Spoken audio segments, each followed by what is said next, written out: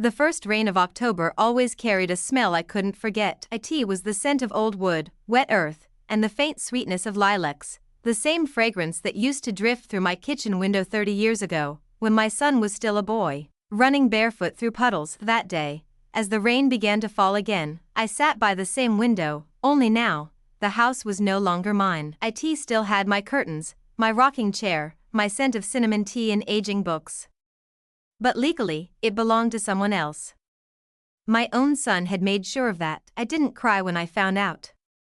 I think that surprised him the most, because mothers, he assumed, must shout and break when they're betrayed, but I had learned long ago, from my husband, from time, from silence, that heartbreak sounds much louder when it's quiet. It all started 6 months ago. Mom, we should talk about the house, David had said, stirring his coffee without looking at me. His wife, Lena, sat across from me, smiling that polite, tight smile that hides more than it shows. The house?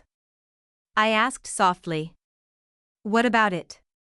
He sighed, the way people do when they think they're being patient. Mom, it's too big for you.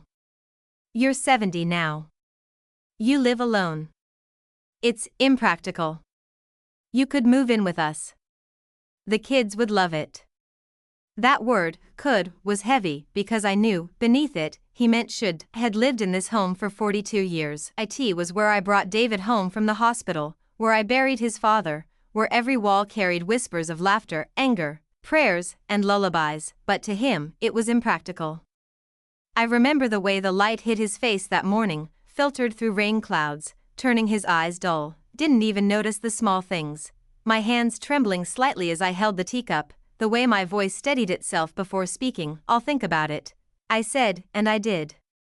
Every night after that, thought about the mornings when he'd cry for me to find his shoes, the nights I stayed up sewing his costumes, baking his favorite chocolate pie, the endless small sacrifices that mothers make and never mention, but most of all, I thought about how easily people forget where they come from once they believe they're going somewhere better. 3 weeks later, while I was visiting my sister in Vermont, the call came. Mrs. Allen?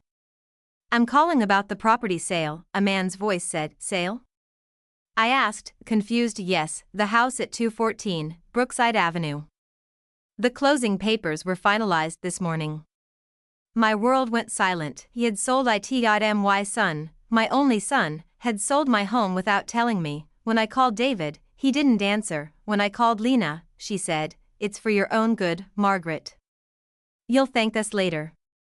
Thank them. That night, I didn't sleep. The rain had started again, soft at first, then heavier, as if the sky itself wanted to remind me of every forgotten hurt. Walked through the empty living room, touching the walls one last time. I could almost hear the echoes, the laughter of birthdays, the sound of my late husband hammering nails into the nursery wall, the song I used to hum when David was sick. Memories aren't made of things, but things carry their scent.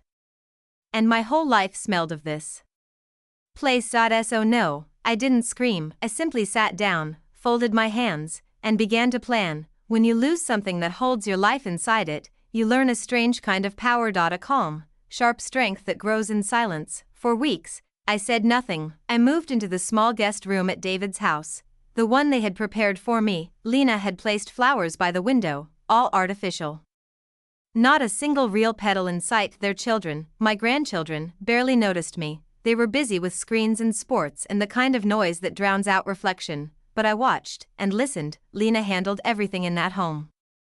She liked to control, to correct, to narrate how generous they were for taking in an old woman. Heard her once, whispering to a friend on the phone, she's lucky we didn't send her to a nursing home.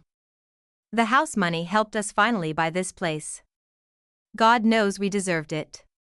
The words pierced softly, like a pin into old fabric, not enough to tear, but enough to leave a mark. And still, I stayed calm, because if there's one thing I've learned in 70 years, it's that the wind always changes direction, and when it does, those who built their homes on greed are the first to feel the cold. Spent my days writing letters, small notes, memories, fragments of the past. David thought I was just keeping busy, but every note had a purpose, every word was a seed. Started visiting my lawyer, the same man who handled my husband's affairs decades ago. Together, we worked quietly, setting things in motion. By the time spring arrived, my plan was ready. Had been silent long enough. On the morning of the final rain, the same scent that began this story, I sat once more by the window. Lena's voice echoed from downstairs, sharp and impatient. David, did you pay the taxes on the new house yet? No, Mom's money covered that, he said absently. I smiled, yes. My money had covered it, but soon, they'd discover it wasn't theirs to keep.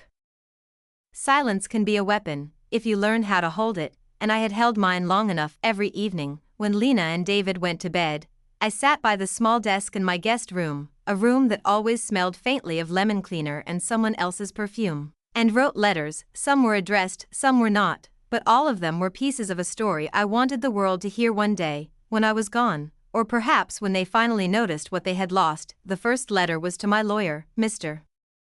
Harris, an old friend with kind eyes and a dry sense of humor. It handled my husband's estate 40 years ago, when I'd barely understood how wills worked or what a power of attorney meant. Now, I understood. Dear Richard, if you're reading this, it means the storm has already passed. I want you to know, I'm not seeking revenge, I only want fairness and peace. You'll find attached the documents we prepared. Please ensure they're executed quietly, without their knowledge. With warm regards, Margaret Allen. But that wasn't the only letter I wrote. There were others, one to the local paper, one to the community library where I'd worked for 20 years, one even to the Historical Preservation Society.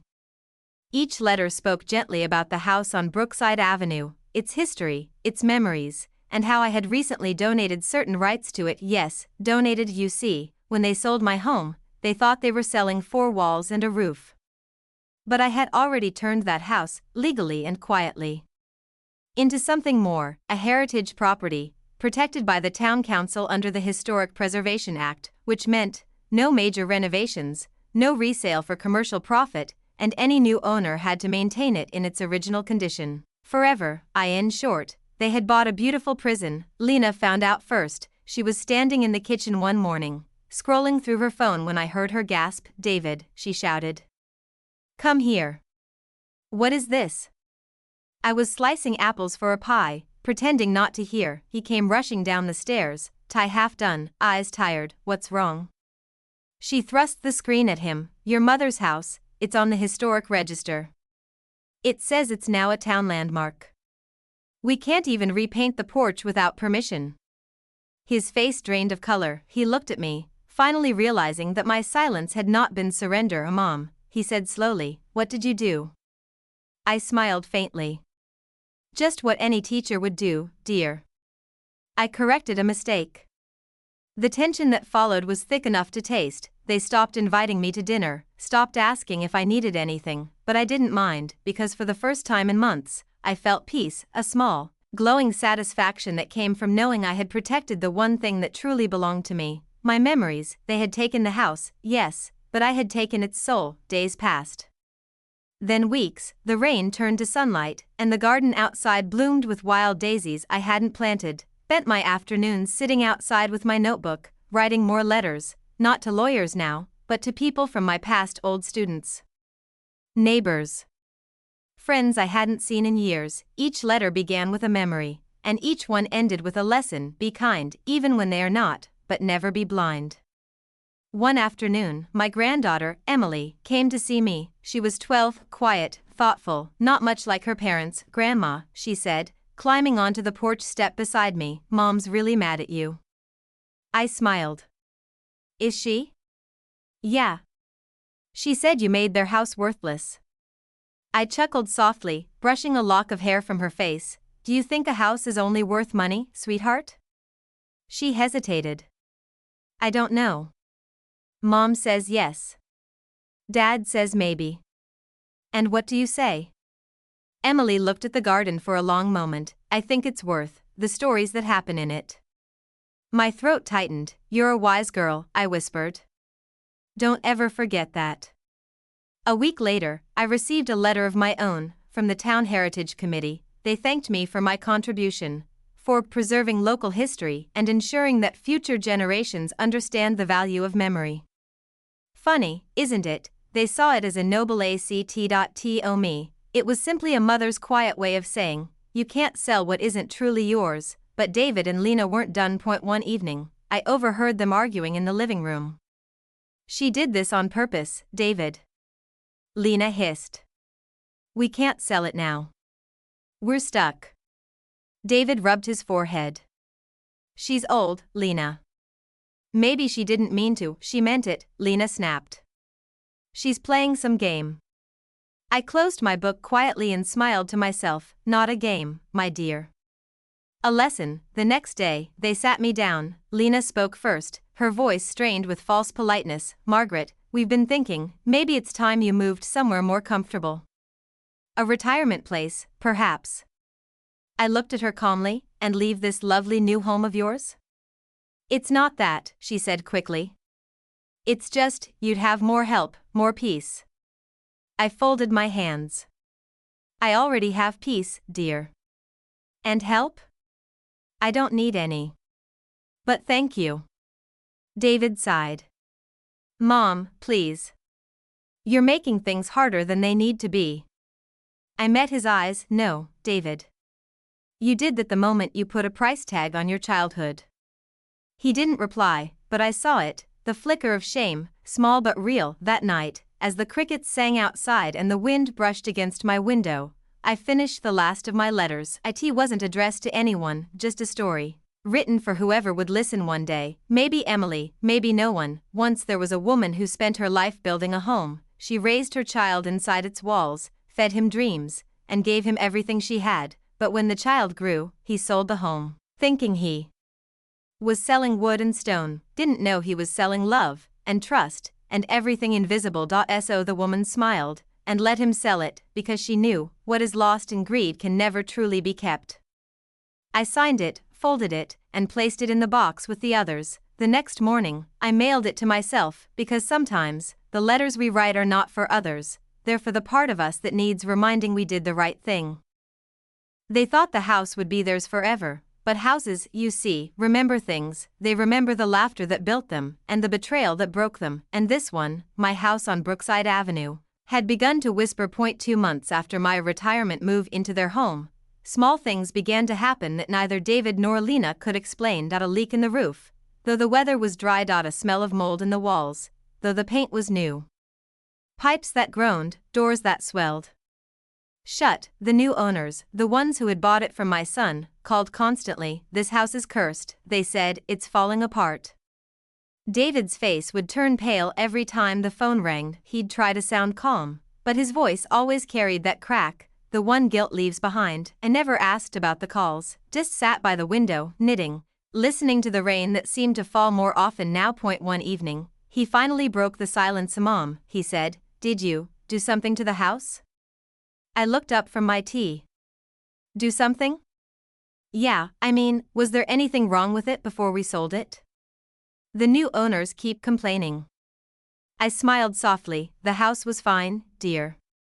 Maybe it just doesn't like being owned by strangers. Lena, who was standing by the counter, rolled her eyes. Honestly, Margaret, that's a creepy thing to say. Is it? I asked. Or just true? She huffed and walked away, but David looked at me a moment longer, something uncertain flickering in his eyes. Later that night, I sat by my window again, watching the streetlights blur in the drizzle, thought of the home I had lost, and realized something beautiful. You can lose walls, but you cannot lose roots. The ground remembers who loved it, and maybe, just maybe, it had started to fight back for me. The next week, another letter arrived. This time, it was from a lawyer, not mine, but the one representing the new owners. They wanted compensation for the repairs. Apparently, the foundation had cracks, and the plumbing system had failed completely. David was furious. He stormed into my room, papers shaking in his hand. Do you have any idea what this means, Mom? They're suing us. I folded my reading glasses calmly. Us? Well, technically me, he admitted, pacing.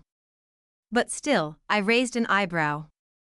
You mean the man who sold his mother's house behind her back? He stopped walking. The silence hung between us, thick as fog. Mom, he said quietly, I'm sorry, okay? I didn't mean to hurt you. I looked at him for a long time. The boy I had raised was still there, somewhere behind those tired eyes and corporate suits, but apologies don't erase choices. I believe you, I said softly. But sometimes sorry comes after the price is paid. The next few weeks were chaos for them: bills, repairs, legal threats. Their savings began to drain like water through a cracked pipe. Lena stopped buying the expensive candles she loved. David stopped going out with friends. And yet, in all of it, I remained quiet. I cooked, I watered the plants, and every morning, I smiled. One evening, Emily came into my room again. She was holding a small notebook. "One of mine, Grandma," she said. "Is this yours?" "I found it in the drawer." I nodded. "Yes, sweetheart. You can read it if you want." She flipped through the pages, eyes wide. "It's all stories, but they sound real." "They are," I said gently. "Every story belongs to someone who forgot to listen." She looked up, puzzled. "What do you mean?" I touched her hand. "One day, you'll understand. Just remember, houses, hearts, and promises, they all keep echoes." She smiled, though she didn't understand. Children rarely do, until life teaches them. By spring, David and Lena's world had begun to unravel completely. The couple who bought my house sued for full reimbursement. The bank froze part of their account pending investigation, and their once perfect suburban image started to crumble. Neighbors whispered. Lena's friends stopped visiting. David's company even demoted him, citing personal distractions. Through it all, I said nothing, but when I prayed at night, I didn't ask for revenge. I asked for peace, that he might one day understand the value of what he sold. One morning, as I made breakfast, he sat at the table, looking defeated. Mom, he said quietly, "I think we're going to lose the house." I placed a cup of coffee in front of him and said, "Then maybe it was never yours to keep." He stared at me, eyes full of a pain I recognized, the kind of pain that only comes when pride begins to die. "I'm sorry," he whispered again. I nodded. "I know." That night, I wrote one last letter to my lawyer, not for revenge, but for closure. "Dear Richard, the house on Brookside Avenue has served its purpose. The lesson is learned. Please transfer the residual funds from my trust to a scholarship for single mothers returning to education. Let something good grow from what was broken." When I sealed the envelope, I felt something shift, a quiet release, like the exhale after holding your breath too long. The next morning, as sunlight streamed through the curtains, I felt lighter. The storm had passed, not the kind that drenches you in water, but the kind that drenches you in truth, and maybe that was enough. When I was younger, I used to believe that life always gives back what you put into it, but the older I got, the more I understood, it doesn't give back in kind, it gives back in lessons, and sometimes, those lessons come wrapped in the silence of the ones we love. Weeks passed after the lawsuit. The new owners finally withdrew their case, but only because the town offered to buy the house as a community landmark. David didn't make a cent from it, every dollar went to fix what he had ignored. The irony, of course, was that the same home he'd sold for greed had now become something sacred, untouchable, unmovable, and carrying my name in the town registry, the Allen House.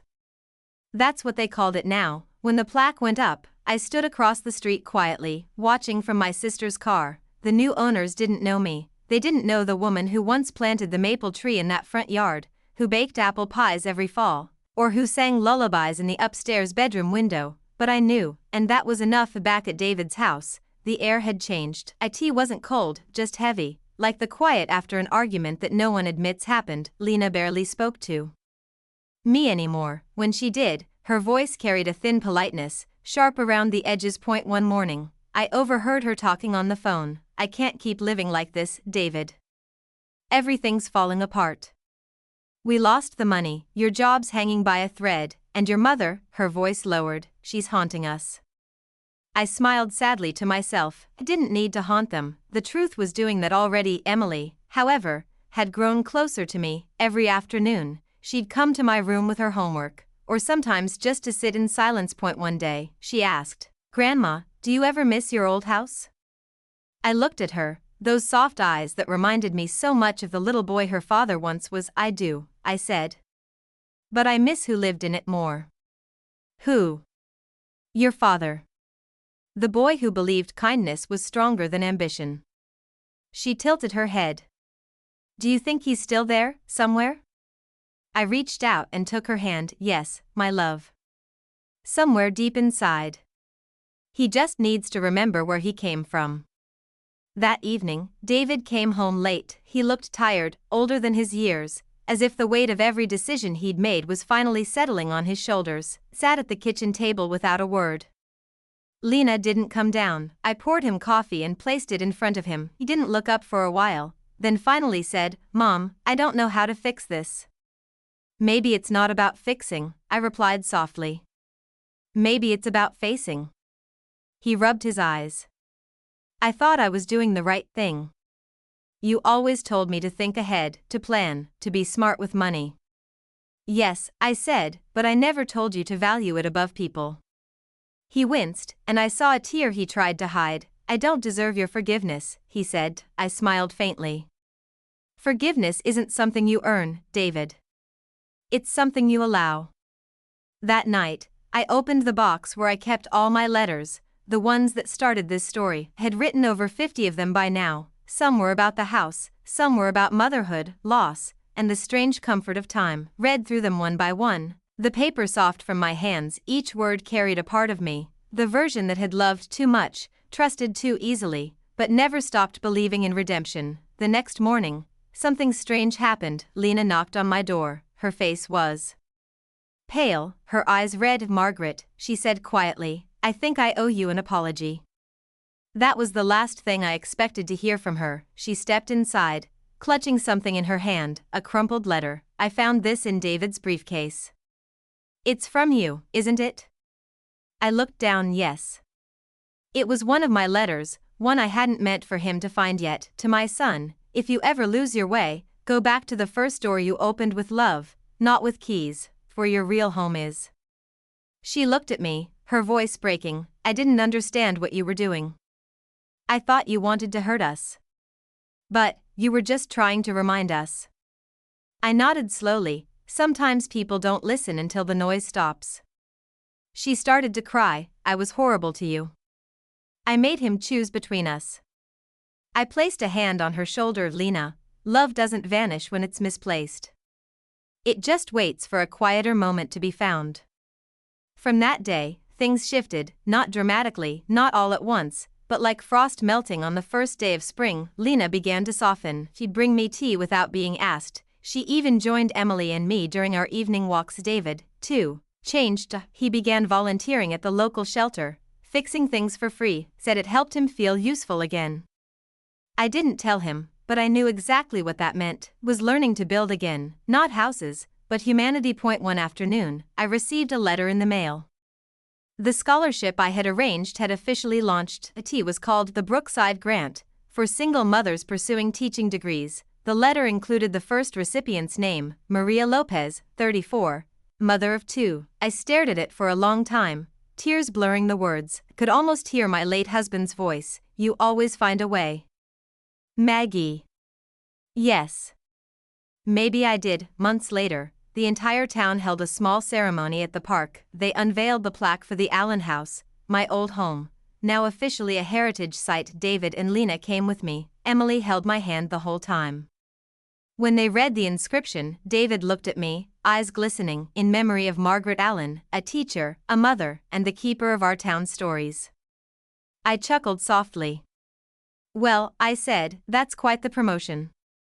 David smiled, a real, unguarded smile, for the first time in years. "I'm proud of you, Mom," he whispered. I looked up at him, my heart full and light. "No, sweetheart. I'm proud of you for finally listening."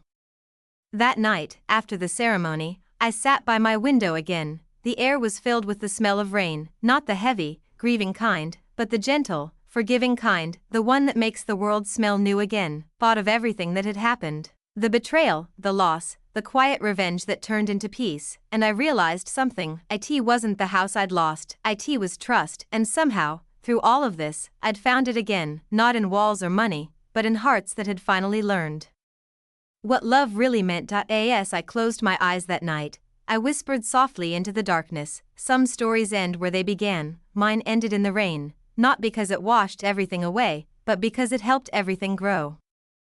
The rain came softly that morning, not with thunder or warning, but like an old friend tapping gently on the windowpane. I woke before dawn, the world still half asleep.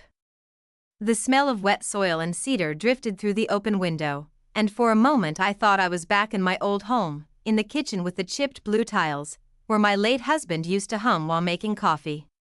But then the ache in my bones reminded me that time had moved on, and so had I. To the town ceremony, everything in our lives seemed calmer, quieter, as if the storm had passed and left a strange kind of peace in its wake. David and Lena were trying, really trying, to rebuild the trust they'd broken, but trust is a shy thing. It doesn't return just because you call its name. It waits.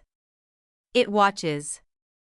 It needs proof. Still, I could see it in the small gestures, David mowing the lawn before I could lift a hand, Lena asking me about my favorite recipes, Emily leaving tiny wildflowers on my bedside table every Sunday. The house, their house, finally felt like a home again. One morning, I found David sitting at the kitchen table, his laptop open, papers spread everywhere. He looked up with that same furrowed brow he used to have when he was 10 and couldn't finish his math homework a morning. "Mom," he said, "I've been thinking about something."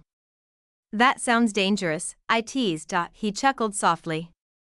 "I want to make things right. Really right. I can't change what I did, but maybe I can build something better, something that matters." I poured my coffee and sat across from him. "What do you have in mind?" He turned the screen toward me. It was a proposal for a community center, built on the edge of town, near the park. His plan included classrooms, a daycare, and a small garden for the elderly. "I want to name it after Dad," he said quietly. "The Thomas Allen Learning Center." It's not a mansion, but maybe it's something he'd be proud of. My throat tightened for a long moment. I couldn't speak. When I finally found my voice, it came out soft as the rain outside. "He would have loved that, David. He always believed buildings mean nothing unless they shelter dreams." Over the next few weeks, our home buzzed with new energy. David spent every evening working on blueprints, calls, and funding. Lena helped gather volunteers, and I wrote again, but this time, my letters weren't for forgiveness. They were for gratitude. I wrote one to Emily: "When the world feels too big, remember that love fits in the smallest hands." I wrote one to David: "Redemption isn't a place you arrive at. It's the path you decide to walk, step by step." And I wrote one to myself: "You did not lose your home. You became it." Spring came early that year. Cherry blossoms lined the streets, and the scent of rain turned sweet instead of sorrowful. On the first warm day of March, David invited me to visit the construction site. It was nothing but foundations and scaffolding. But as I stood there, I could almost see it complete: children running in the courtyard, laughter echoing off the walls, sunlight spilling through glass windows. "This is good," I whispered. "This is what healing looks like." David looked at me, a faint smile touching his lips. "Mom, I wouldn't have done any of this if you hadn't." I raised a hand gently. "Don't thank me. Just promise you'll keep choosing the harder right thing, even when no one's watching." He nodded, eyes glistening. "I promise." But peace never comes without testing. A month later, the funding for the center nearly collapsed. The investors pulled back after finding out about David's past real estate scandal. Lena panicked, Emily cried, and David, he just sat in silence, staring at the empty lot where his dream was supposed to grow. That night, he came to my room, exhausted. "Mom," he said, voice cracking, "maybe this is karma. Maybe I don't deserve a second chance." I stood up and took his hands in mine, those same hands that once built castles in the sandbox behind our house. "David," I said, "karma isn't punishment. It's a mirror. It doesn't show you what you've lost, it shows you who you've become." He looked at me, tears welling up. "So what do I do now?" "You keep building," I whispered. "Even if the world doesn't see it yet." 2 weeks later, a letter arrived in the mail addressed to me. The return address was from the Brookside Grant Foundation. Inside was a handwritten note: "Dear Mrs. Allen, because of your generosity, our scholarship recipients have decided to donate a portion of their community earnings to support local projects, beginning with your son's community center. We are proud to partner with the Allen family." I stared at the letter, hands trembling. David came into the room, worried. "Mom, are you okay?" I handed him the paper silently. He read it, and for a moment, time stopped. Then he laughed, a real laugh, deep and unguarded. "Mom, you saved my dream again." No, I said softly, smiling through tears. This time, you saved it yourself. I just lit the candle. The months that followed were full of small miracles. Every day, someone new came to help: retired teachers, young parents, carpenters, even former students of mine. The town rallied behind the project. What started as an apology became a movement. When the first brick of the Thomas Allen Learning Center was laid, David handed me the trowel. Do the honors, Imam. My hands shook as I pressed the mortar and placed the brick. The wind carried the smell of wet earth and fresh paint, and I whispered, more to the heavens than to anyone else, we built something that won't be sold this time. On opening day, the whole town gathered. Children ran under balloons, music played, and sunlight shimmered off the new glass windows. Emily wore a little blue dress and ran up to the microphone. My grandma says every home starts in the heart, she said shyly. So this building is her heart. The crowd laughed softly, clapping, some wiping tears. I looked at David, standing tall, proud, humbled. When he spoke, his voice trembled. I once lost something that mattered because I thought money was everything. But my mother taught me that worth isn't about price, it's about purpose. This building is proof that even broken things can build something beautiful. After the speeches, I wandered quietly to the garden behind the center. It was filled with tulips and lilacs, my favorites. I could hear the distant chatter, laughter, the hum of new beginnings. I sat on the bench, letting the breeze carry the smell of flowers and rain-kissed grass. For a moment, I closed my eyes and whispered to my late husband, Thomas, we did it. The house may be gone, but the home, it's still here. A single raindrop landed on my hand, then another. I smiled. The rain had come again, gentle, forgiving, familiar. That evening, back home, David and Lena brought me a gift. A framed photo of the community center with a bronze plaque beneath it. It read, in honor of Margaret Allen, whose quiet strength rebuilt what was lost. I traced the letters with my fingers, then I looked at them. My family, once broken, now whole. And I said the only words that mattered, now I can rest. Later that night, I sat by my window one last time. The moonlight painted silver patterns across the floor. Outside, rain whispered against the glass, steady and soft. Picked up my pen and wrote one final letter, to the universe, to life, to whoever might find it someday. Dear reader, if you've ever been betrayed, remember this: revenge that heals is not fire, it's rain. It doesn't destroy. It cleanses.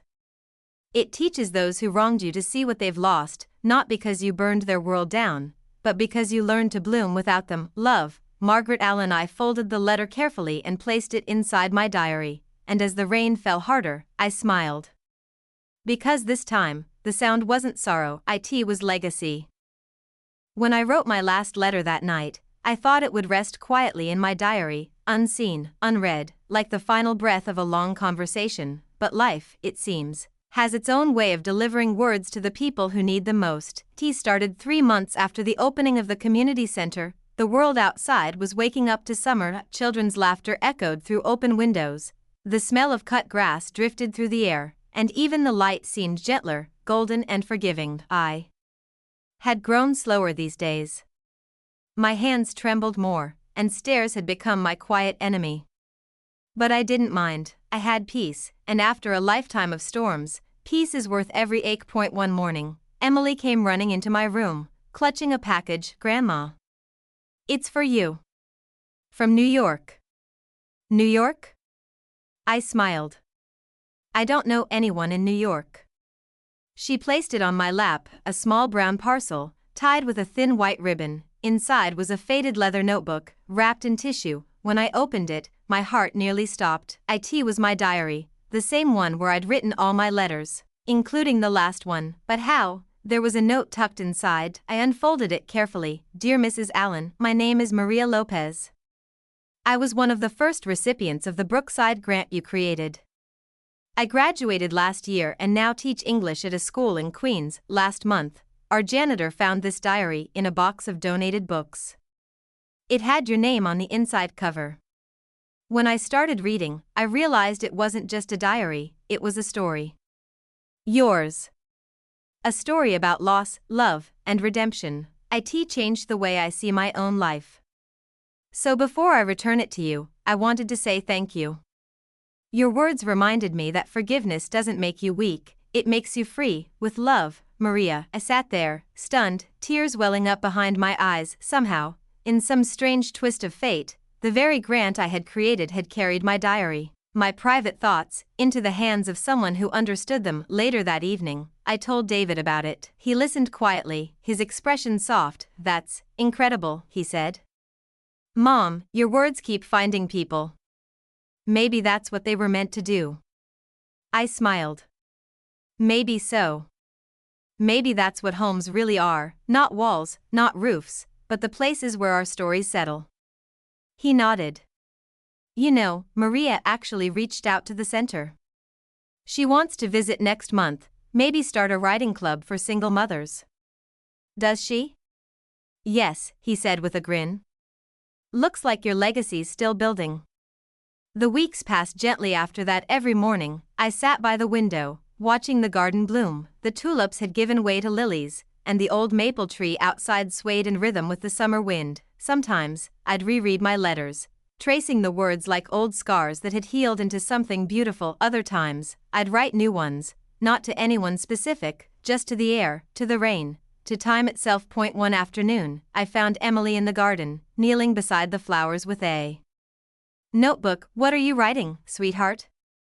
I asked. She looked up shyly. "A story." "Oh? What kind of story?" "About you," she said simply. "About how you turned sadness into something good." My throat tightened. "What made you want to do that?" She shrugged. "You always say that stories can make people feel less alone. I think yours did that for me." I sat beside her on the grass, letting the warmth of the sun fill the silence. "You know," I said softly, "if you ever write my story, promise me one thing." "What?" "Don't make it about what I lost. Make it about what I learned." She smiled and nodded. "I promise." A few weeks later, Maria arrived at the community center. She was younger than I expected, early 30s, warm eyes, tired hands. When she hugged me, it felt like meeting a friend I hadn't realized I'd missed. She told me about her students in New York, how she'd been teaching them to write letters by hand, something old-fashioned, but full of heart. "They call it Project Rain," she said with a laugh. "Every student writes a letter to someone who hurt them, then one to someone who healed them." I smiled. "Rain again. Always rain." She nodded. "Your diary inspired it."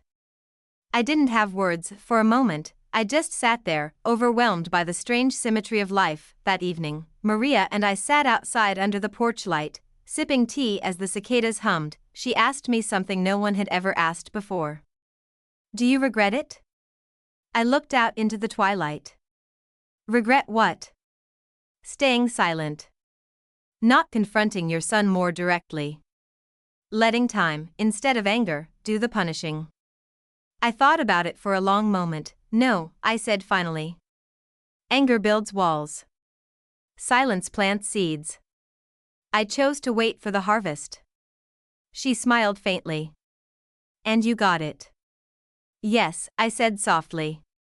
"And more." Over the next few days, Maria worked with David to organize her writing program at the center. She called it the Letter Room. Each week, women from the town came, widows, mothers, teachers, even teenagers, all writing letters to the people they'd lost or the ones who'd broken them. When I sat in that room for the first time, listening to them read aloud, I realized that pain sounds different in every voice, but healing? Healing always sounds the same. It sounds like breathing again. One afternoon, after the session ended, I stayed behind alone. The sunlight poured through the tall windows, dust floating in the air like tiny memories. On one of the tables lay a new letter, unsealed, with my name on it. Opened it slowly. "Dear Mrs. Allen, you don't know me, but my mother is one of your students in the letter room. She told me what you said, that forgiveness isn't fire, it's rain. I didn't understand at first, but now I do. I just wanted to say thank you. Because of your words, my mom forgave me. And now, we talk again.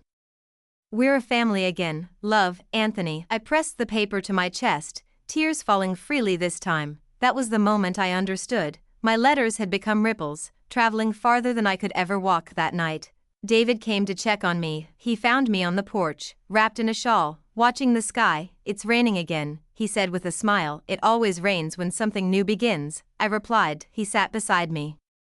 "Mom, I've been meaning to ask, when you wrote all those letters, did you ever think anyone would read them?"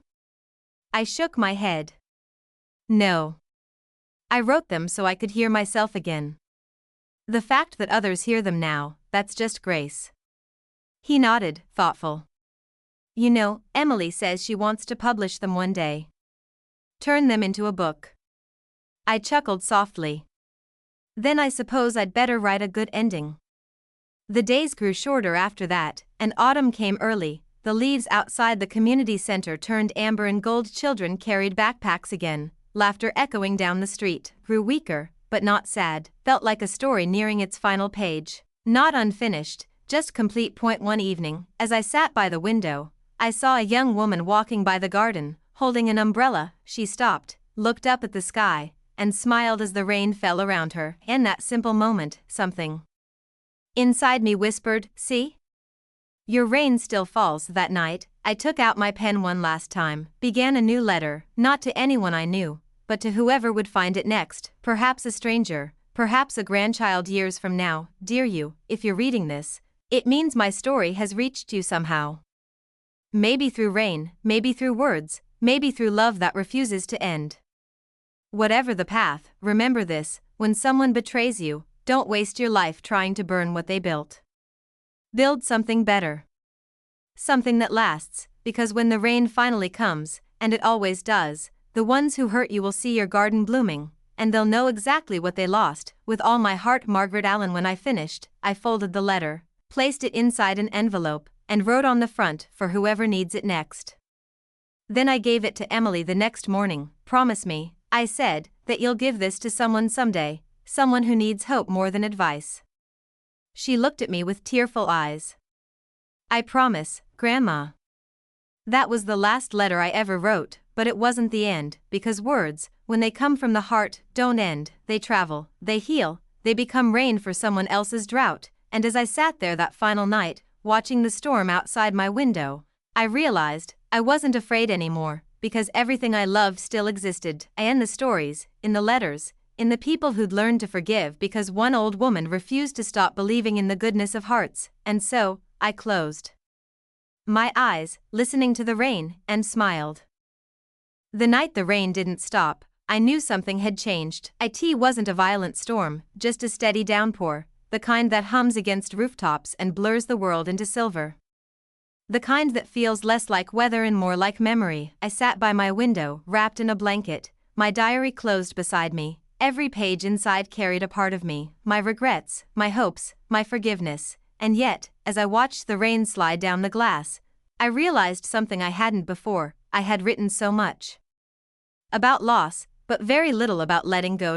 By morning, the rain had stopped, the world smelled clean again, that tender scent of wet earth and new beginnings. David came into my room with a gentle knock. "Morning, Mom. How are you feeling today?" I smiled faintly. "Like a leaf in the wind. Ready to fall, but not afraid." He frowned. "Don't say that." I took his hand. "David, listen to me. You've done everything I hoped you would, if more, even. You've rebuilt what was broken, not with money, but with meaning. That's all a mother could want."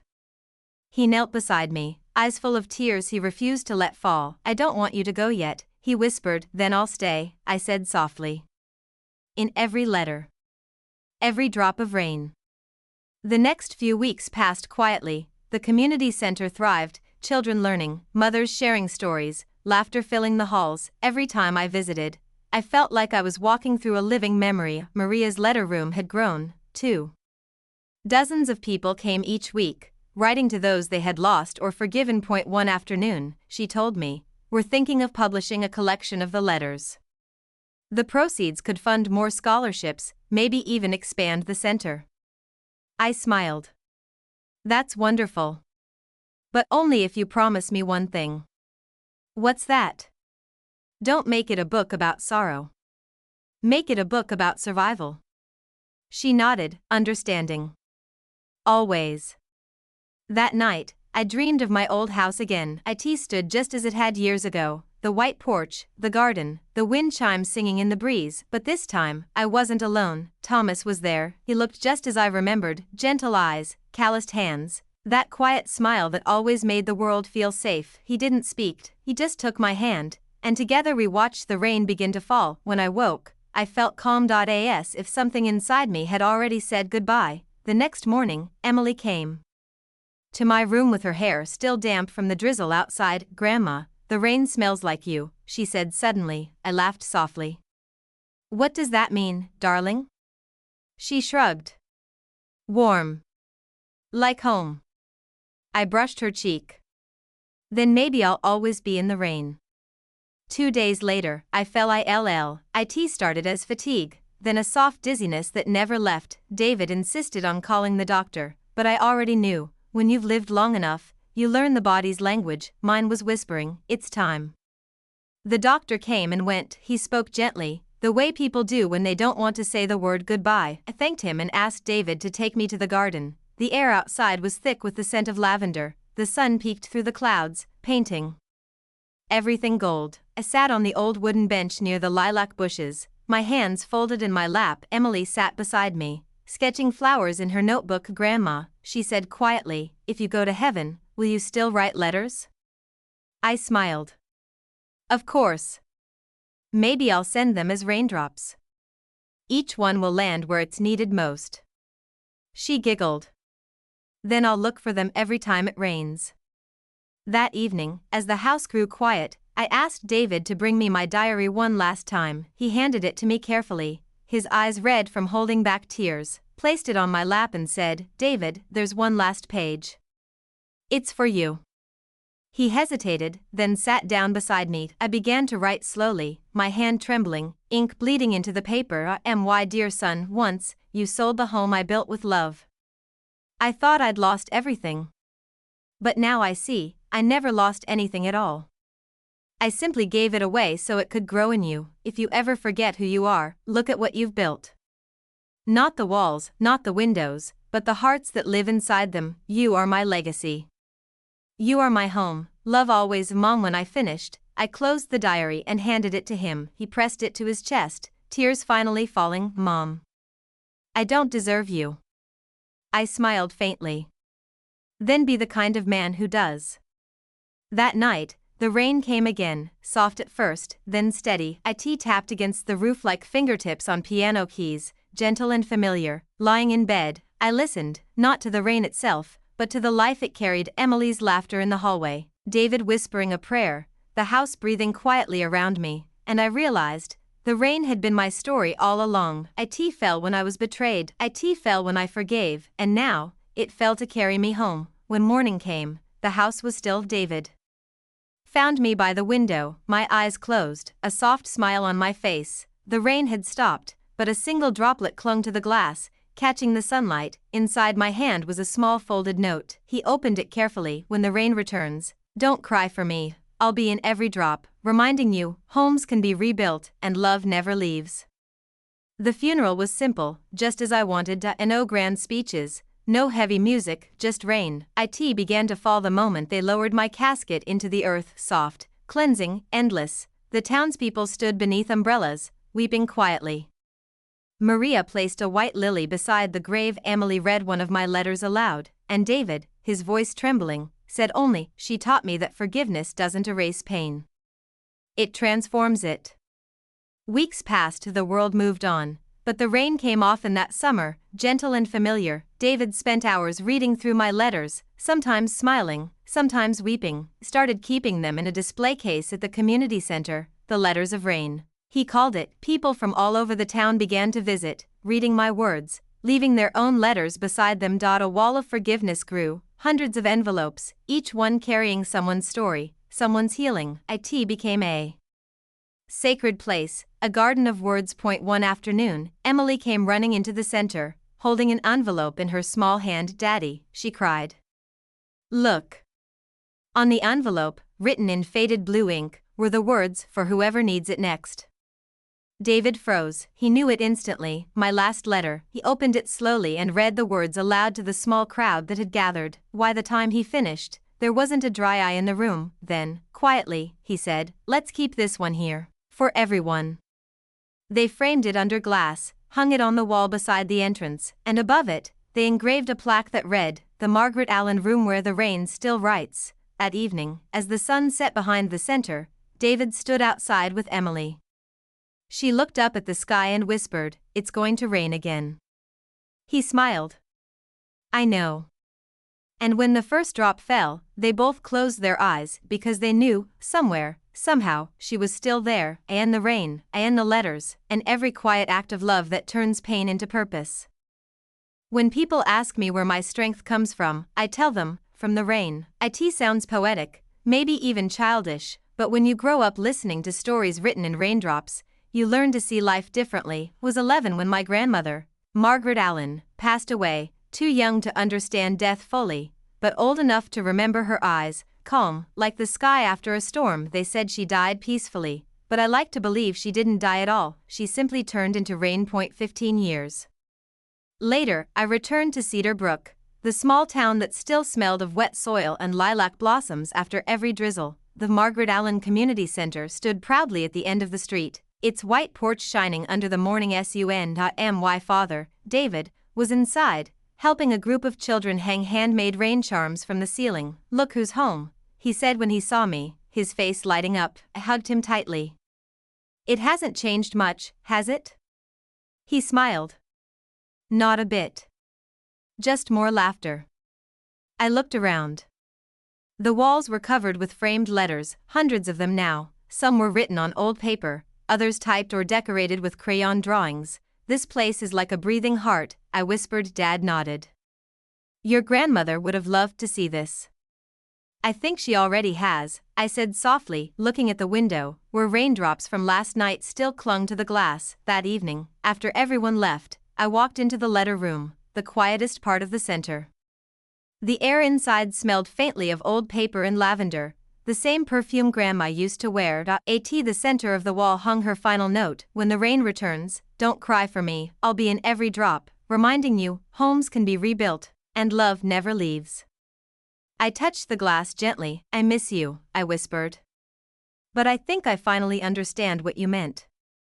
Outside, thunder murmured in the distance, soft, approving. A week later, we held the annual Letters of Rain gathering, a tradition Grandma started years ago. People came from all over town to read aloud their letters, some to lost loved ones, some to themselves. An old man spoke first, his hands trembling as he unfolded his note. Read a letter of forgiveness to his estranged brother. A teenage girl followed, reading a letter to her late mother. Every word, every tear, filled the hall with something sacred. It wasn't grief, it was release. And then it was my turn. Stepped to the front, heart pounding, rain whispering softly against the windows. My father nodded at me from the back row. I took a deep breath and began to read. "Dear Grandma, you taught me that forgiveness is not weakness, but freedom. That when life takes something, it also gives something back, though sometimes, we have to wait for the rain to see it. You forgave my father when I thought I never could. You showed me that love, when quiet, is stronger than any storm. Now it's my turn to keep that promise. I'll keep writing your letters, for those who can't find their words yet. Love always, Emily." When I finished, there wasn't a sound. Then the room erupted into soft applause, tears glistening everywhere. Outside, the rain began again, as if on cue. After the ceremony, Dad and I stayed behind to clean up. He looked at me and said, "You have her spirit, you know." "I just hope I can carry it right," I said. He smiled. "You already are." He handed me a small wooden box. "I've been keeping this for you," he said. Inside were 3 things: Grandma's diary, her old fountain pen, and a folded envelope addressed to me. My breath caught. "When did she write this?" "Probably before you were born. She always said one day, you'd need it." I opened the envelope with trembling hands. "My dearest Emily, if you're reading this, then the rain has brought you back to where you belong. You have my eyes, the kind that see both the pain and the beauty of the world. Never let one blind you to the other. Promise me something. When the day comes that someone betrays your trust, don't let it turn your heart to stone. Remember me. Remember the rain, love, always and endlessly." Grandma. I pressed the letter to my chest, tears sliding silently down my cheeks. 3 months later, I started working as a counselor at the community center, just like Grandma had wanted. Helping others write their letters of forgiveness became my daily rhythm, but one evening, a face from my past appeared. Michael, the boy I once loved, the one who had left me without a word 5 years ago, he stood in the doorway, drenched from the rain. "Hi, Emily," he said quietly. My heart twisted. "You shouldn't be here." "I know. But I needed to explain." I turned away. 5 years is a long time for an explanation. "I was scared," he said. "My father's company was in trouble. I had to leave town, take care of debts, sell what we had. I didn't want to drag you into it." "So you just disappeared?" I asked bitterly. He looked at me with pleading eyes. "I thought I was protecting you." The rain outside grew heavier, like an echo of my heartbeat. "Emily," he said, "I came back because I never stopped loving you. I know I don't deserve your forgiveness, but I needed to ask for it." I stared at him for a long time, my grandmother's words echoing in my mind. When someone betrays your trust, don't let it turn your heart to stone. Finally, I whispered, "You hurt me, Michael. You left me to drown. But maybe this rain, it's trying to wash away what's left of that pain." He looked at me, hopeful. "Does that mean?" "It means," I said softly, "I forgive you. But forgiveness doesn't always mean we go back. Sometimes it means we finally move on." He nodded slowly, eyes glistening. "I understand." Then, with a quiet smile, he left, stepping into the rain that blurred him into memory once again. That night, I sat at my desk and opened Grandma's diary. The pages smelled faintly of ink and time, her handwriting danced across the paper, graceful, certain. I turned to a random page. "The rain is never punishment. It's renewal. Every storm that breaks something also feeds something else. Don't fear the thunder. It's just the sky remembering how to speak." I closed the diary, smiling through my tears. Outside, thunder rolled again, but this time, it didn't scare me. It sounded like her voice, strong, calm, eternal. Weeks turned into months. The Letters of Rain project grew beyond our small town. People started sending letters from other states, even other countries, began scanning them, creating a digital wall of forgiveness online. The rain never stops. One day, while checking the inbox, I received a message from a woman in Seattle. It read, "I saw a post about your grandmother's story. My son and I haven't spoken in years. After reading about her, I wrote him a letter. He called me yesterday. Thank you for bringing rain back into my life." I sat there, crying and smiling all at once, because that's what Grandma had always believed, that healing could travel farther than any storm. Late one night, I stood outside the center, the air cool and sweet with drizzle. The wind brushed my hair, carrying whispers of rain through the trees. I closed my eyes. "Grandma," I whispered, "I kept your promise. I didn't let the world make me hard. And I'll keep writing, for you, for Dad, for everyone who still waits for the rain." A single raindrop landed on my cheek, soft, warm, almost human, and in that moment, I swear I heard her voice again, "Good girl. Keep writing." The day the storm returned, the town smelled of lilacs again. The air was heavy, full of whispers, like the sky was holding its breath. Was sitting in my office at the community center, reviewing letters for the upcoming rain gathering. The walls around me hummed softly with the sound of wind outside. Then my phone rang. "Emily Allen?" "Yes, who's this?" "This is Mr. Walker from Horizon Media. We came across your grandmother's story, and the Letters of Rain project. We think it has massive potential. A book deal, maybe even a documentary." I froze. "The documentary?" "Yes," he said smoothly. "We want to share her story with the world, with your name on it. Of course, we'll handle the creative direction and rights." His words were polished, persuasive, like rain that sounds soothing until you realize it's flooding everything you love. "I'll think about it," I said, my voice careful, but inside, something felt wrong. That evening, I told my father. He listened quietly, stirring his tea. "They said they'd honor her legacy," I finished. He looked up slowly. "Emily, your grandmother's legacy isn't something to sell. It's something to live." I know, I said softly. But imagine if her message could reach more people. If her forgiveness helped others heal too? He smiled sadly. The world doesn't always protect what it profits from. Those words stayed with me all night. A few days later, Horizon Media sent over a draft contract. They offered 6 figures for full creative control. They'd dramatize the story, add emotional tension, and include fictional twists for cinematic appeal. My stomach turned as I read. One line stood out like a wound: the character of Margaret Allen may be altered for dramatic purposes. Altered. My grandmother, rewritten. That night, I dreamed of her again. She was standing in the rain, holding her diary, the pages flapping wildly in the wind. When I tried to reach for it, the ink began to wash away. I woke up shaking. The next morning, I went to the letter room early. Sunlight filtered through the curtains, painting everything in soft gold. Ran my fingers along the letters on the wall, paper hearts filled with people's pain and healing. This wasn't just a story. It was hundreds of stories, real, fragile, beautiful. I whispered, "Grandma, what should I do?" And then, like an answer, I noticed something I'd never seen before: a tiny envelope that had fallen behind the display. It was yellowed with age, and on it, in her unmistakable handwriting, were 3 words: "When they come." My hands trembled as I opened it. My dear one, there may come a day when others see our story not as healing, but as something to own. When that day comes, remember, truth doesn't need lights or cameras to shine. It only needs rain. Guard it with grace, not anger. The world will always try to sell what it doesn't understand. Love, Grandma. I pressed the letter to my chest, tears falling freely, even in death. She knew. Later that week, I met Mr. Walker in person. He was charming, expensive suit, polished smile, eyes like glass. "We'll make sure your grandmother's memory lives forever," he said. But stories need conflict, emotion, a little fiction to keep audiences watching. I looked at him calmly. My grandmother didn't need fiction. Her truth was powerful enough. He leaned back. "Emily, this is business. Millions could see her story. You'd be famous, she'd be a legend." I shook my head. "She already is, to the people who needed her most." His smile faded. "You're making a mistake."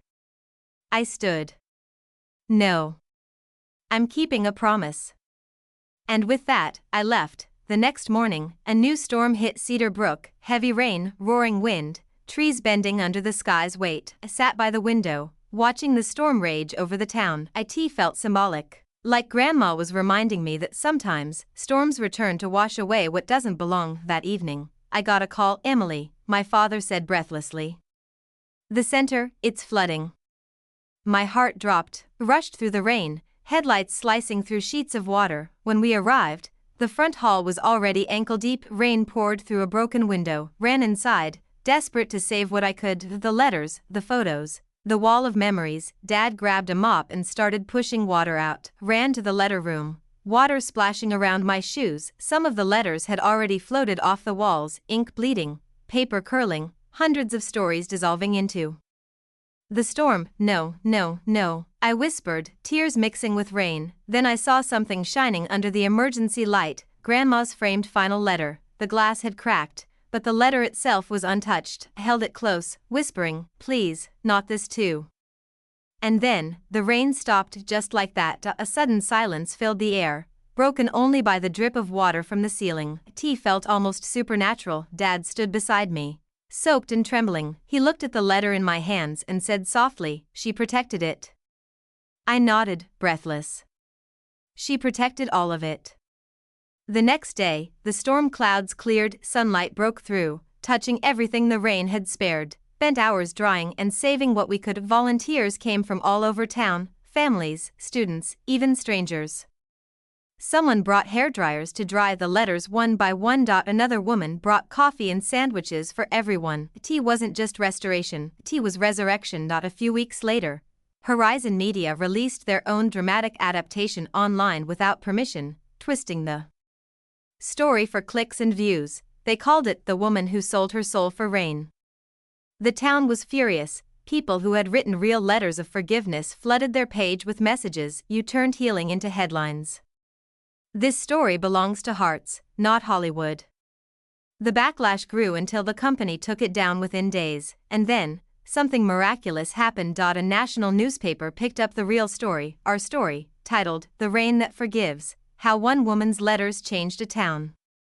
Within days, the article went viral, but this time, it wasn't a lie, it was the truth, Grandma's truth. Donations began pouring in again, enough to rebuild the damaged parts of the center, expand the letter archive, even start a traveling exhibit. We named it Letters of Rain, The Journey. It toured across small towns, carrying Margaret Allen's story everywhere, unedited, unbought, unbroken. Each stop had a rain bell at the entrance. People would ring it before leaving, whispering the name of someone they forgave. The sound was beautiful. A chorus of tiny chimes, carrying thousands of forgiven names into the wind. One evening, after the final exhibit closed for the day, I sat alone, watching the rain fall softly outside. I took out my grandmother's fountain pen and began writing in her diary, the first new entry in decades. "Dear Grandma, the storm tried to take everything again, but it only made your legacy stronger. They tried to sell your story, but it wasn't theirs to sell. The truth doesn't belong to networks, it belongs to hearts. Your words still fall like rain, washing over everyone who reads them, and I finally understand what you meant, that some storms don't come to destroy. They come to remind us what's worth saving. Love always, Emily." I closed the diary, smiling. Outside, the rain shimmered in the streetlights, soft, endless, alive. That night, I dreamed of her again. She stood under an umbrella, wearing the same lavender scarf I used to play with as a child. When she looked at me, her smile was calm, proud. She said, "You've done well, my dear. You've kept the rain honest." Then she handed me her umbrella. "For the next storm," she whispered. When I woke, the rain had stopped, and sunlight poured through my window. They say every storm must end, but when you've lived your whole life guided by rain, the silence that follows feels almost unreal. That morning, Cedar Brook was bright, the kind of golden sunlight that feels like forgiveness itself. The streets glistened from last night's drizzle. Birds perched on wet fences, shaking droplets off their feathers, stood outside the community center, holding Grandma's diary against my heart. It was our final Letters of Rain gathering, before the project went national. In a few weeks, her story would be displayed in cities across the country: New York, Seattle, Boston, Dallas, anywhere hearts needed healing. But today was for home, for Cedar Brook, for the beginning and the end. Inside, the hall was filled with faces I knew, and many I didn't: students, parents, widows, veterans, people whose lives had been touched by letters, by forgiveness, by rain. At the front of the room stood a small wooden podium, decorated with lilies, Grandma's favorite flower. Next to it hung a photo of her, smiling on the porch of her old house. Beneath the photo was a simple inscription: "She forgave quietly." But the world heard her anyway. I stepped up to the podium, the diary trembling slightly in my hands. "Thank you all for being here," I began. "My grandmother used to say, forgiveness isn't about letting someone off the hook. It's about freeing yourself from the chain." A murmur of recognition rippled through the crowd. So many had read that quote on the center's walls, in her letters, on social media. She believed rain could heal, I continued softly. That it didn't just fall, it listened. I opened the diary, the pages worn and soft from years of touch. Before she passed, she wrote something she never shared publicly. "I'd like to read it today." The room fell completely silent, even the air felt still, waiting. If you ever wonder what becomes of a broken home, look at the rain. It falls on rooftops old and new, on gardens and graves, on those who left and those who stayed. It never chooses sides, it simply falls, and in falling, it connects everything again. When I looked up, half the room was in tears. I closed the diary slowly. She didn't rebuild her house with bricks. She rebuilt it with forgiveness. After the ceremony, people lined up to pin their letters to the wall one last time before the exhibit would move on. The air smelled of coffee, wet paper, and hope. As I helped an elderly man tape his envelope, he said quietly, "Your grandmother saved my marriage." I smiled. "She would have said you saved it yourself." He chuckled, eyes glistening. "Maybe. But she reminded me where to start." That evening, I walked to the edge of town, to the small hill overlooking the valley. It was the same spot where Grandma used to sit and watch the rain drift across the rooftops, the grass was damp, the air cool, the wind carried the faint scent of lilacs again. Just like every turning point in our family's story, I sat down and opened her diary to the very last blank page. The fountain pen felt heavy in my hand, like it knew this was the end of something sacred, and I began to write, "Dear Grandma." The letters have traveled farther than we ever dreamed. From our small town to big cities, from strangers to families, from silence to song, your words have healed thousands. But more than that, they've taught us to listen to the rain inside ourselves. Dad still comes to the center every morning. He waters the lilac bushes and hums that old tune you loved. He's found peace, the kind you built for him with your forgiveness. As for me, I'm not afraid of storms anymore. Because now I understand, the rain never truly ends. It just changes shape. Love always, Emily. I placed the pen down and closed the diary. The wind picked up, soft and cool against my face, and then, as if on cue, it began to rain. It wasn't heavy, just a quiet drizzle, each drop glimmering in the sunset. I tilted my face upward, letting the rain touch my skin. It felt like a blessing, like a whisper from the sky itself. Behind me, I heard footsteps. My father. He stood beside me, looking out over the valley. "She'd be proud of you," he said softly. I smiled. "I think she already is." He looked up at the sky. "Funny thing, isn't it? I used to think she was gone.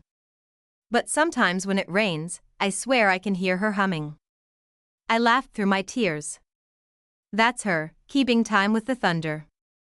Weeks passed. The traveling exhibit opened in New York first. Crowds filled the halls, listening to narrations of her letters in hushed reverence. People wrote new ones on digital screens, their words projected across walls like constellations. A young mother wrote, "I forgive my sister. I understand now." A soldier wrote, "I forgive myself for surviving." A child typed, "Dear Dad, I miss you. Come home soon." Every message became part of the rain, millions of droplets falling together, cleansing hearts the world over. Months later, a journalist interviewed me for a documentary, this time, a real one. No false drama, no exploitation, just truth. She asked, "What do you think your grandmother would say if she saw all this?" I smiled, looking toward the window where soft rain was falling against the glass. She'd probably say, "See? I told you the rain listens." The journalist laughed softly. "Do you ever get tired of the rain?" "Never," I said. "Because it reminds me of her, of forgiveness, and how it sounds when it hits the earth."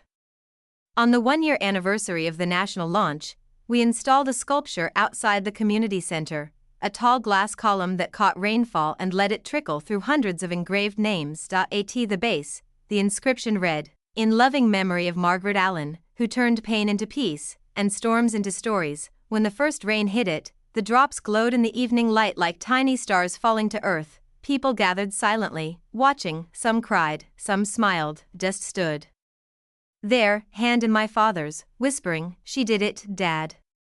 She really did." That night, I went home and placed Grandma's diary on my windowsill. It was time to let it rest, but before closing it for the last time, I slipped one more letter inside, not to her, but to whoever might find it next. If you're reading this, know that you are not broken.